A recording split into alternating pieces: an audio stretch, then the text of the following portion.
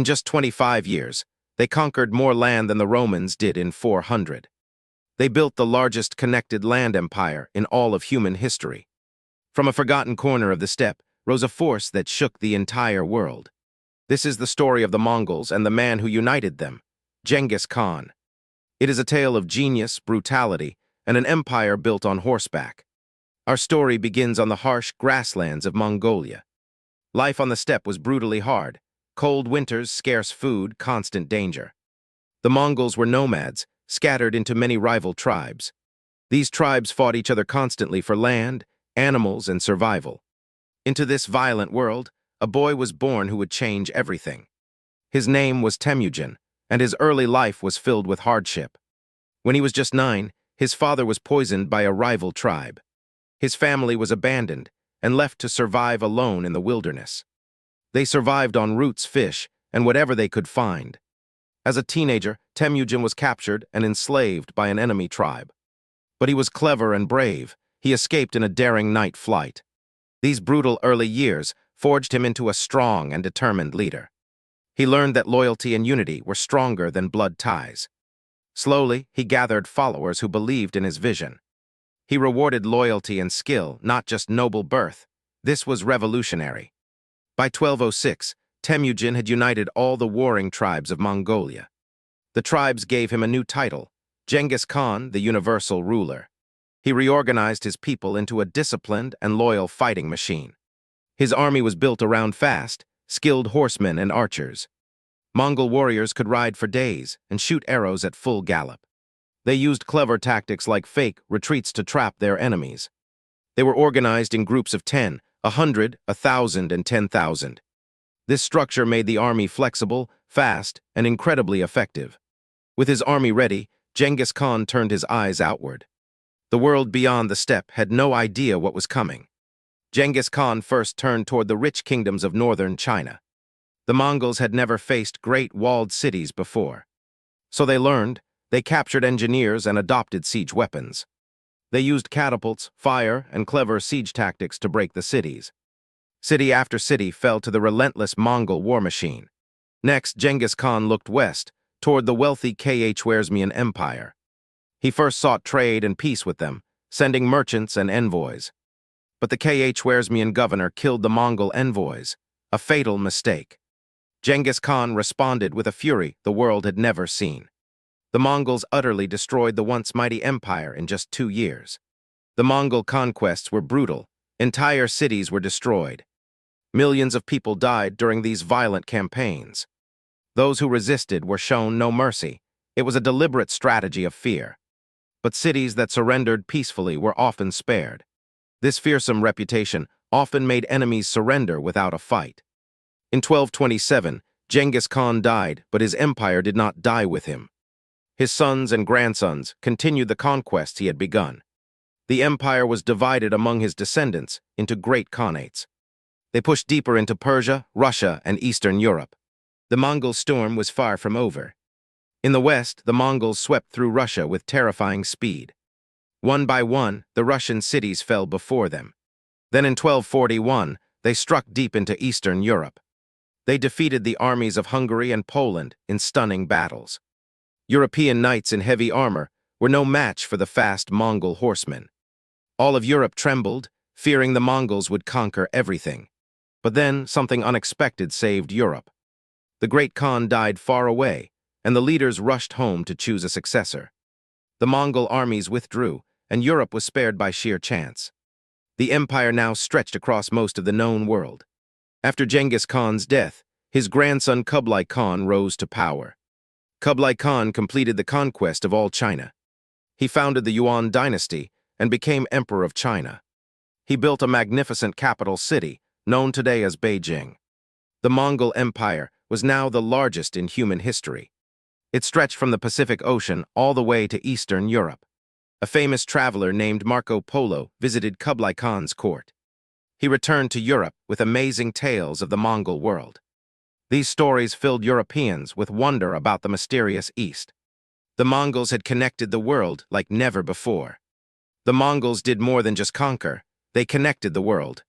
They protected the Silk Road, the great trade route across Asia. Under Mongol rule, merchants could travel safely from China to Europe.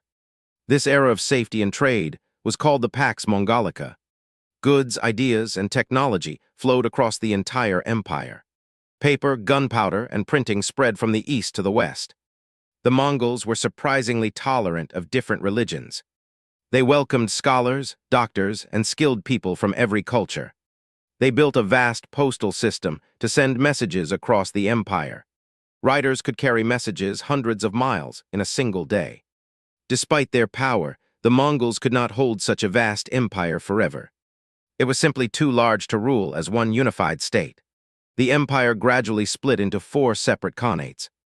Each khanate was ruled by different descendants of Genghis Khan. Over time, these regions grew apart and developed their own cultures. The rulers often adopted the religions and customs of the lands they ruled. In China, the Yuan dynasty eventually weakened and fell. Rebellions and disasters slowly drained the empire's strength. One by one, the great khanates declined and faded away. But the impact of the Mongols would last for centuries to come. So what made the Mongols so successful? Let us look closer. First, their incredible mobility. They could move faster than any other army. Each warrior brought several horses, switching to keep moving without rest. Second, their discipline and brilliant organization. Third, they learned and adapted from every culture they encountered. They used the best ideas and weapons from China, Persia, and beyond. Fourth, they used fear and reputation as powerful weapons. And finally, the leadership and vision of Genghis Khan himself. He turned scattered tribes into the most powerful force on earth. His legacy would shape the world for generations. Let us explore the daily life of a Mongol warrior. They practically lived on horseback from a very young age. Children learned to ride and shoot bows before they could even walk well. They carried dried meat and fermented milk for long journeys. They could survive for days with very little, always ready to move. Their tents, called jurs, could be packed up and moved quickly. This nomadic life made the entire society ready for war at any moment. Every herder could become a soldier in an instant. This gave the Mongols a huge advantage over settled civilizations. They were, in many ways, the perfect army of their time. The Mongols left a lasting mark on the lands they ruled. They reshaped borders, cultures, and trade across all of Asia. They helped spread knowledge and technology between East and West. Some historians say the Mongols helped create our connected world. But this connection also had a dark and unintended side. The same trade routes may have helped spread a terrible plague. The Black Death traveled along these paths, devastating populations. It was a tragic reminder that connection brings both good and harm. The Mongol story is one of both creation and destruction. A powerful lesson about the complex nature of human history. As our story nears its end, let us reflect on the Mongol legacy. They created the largest land empire the world has ever seen. They connected distant civilizations and reshaped the entire world. Their conquests brought both terrible destruction and lasting change. Millions died, but new connections and ideas also flourished. Today, millions of people carry Genghis Khan's genetic legacy, and his name remains one of the most famous in all of history. The Mongols remind us how quickly the world can change, how a single determined people can reshape the course of history. From a forgotten steppe to the center of the world stage. Let us take a closer look at the people behind the conquests. The Mongols were not only warriors, they were herders, families, and traders. Women played a powerful role in Mongol society. They managed camps, herds, and even helped rule the empire. Some women even governed vast territories as respected rulers. The Mongols valued skill and loyalty above all else.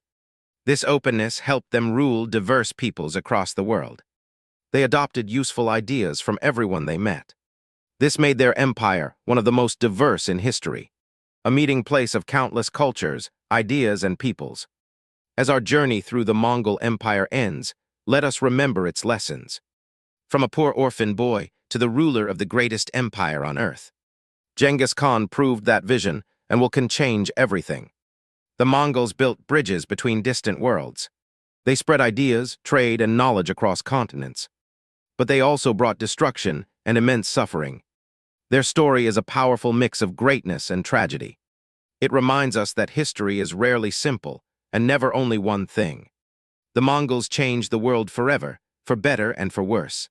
And their incredible story still echoes across the centuries today.